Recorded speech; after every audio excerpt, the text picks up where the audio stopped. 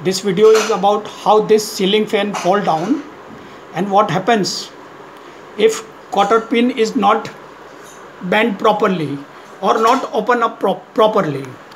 Just I will show you how this ceiling fan was fitted. See, a pin is fitted on a ceiling. This pin holds the fan.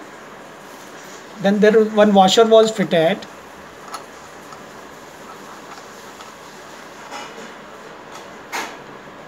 And this is the cotter pin which was fitted like this without opening. And see the incidence. What has happened to this cotter pin? When you switch on the fan is rotating and vibrating. So it is vibrating. Here just see the cotter pin is not open up.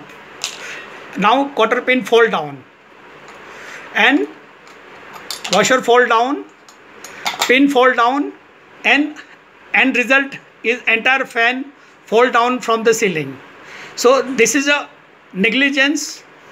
What happens if cotter pin doesn't open up properly by a mechanic, electrician,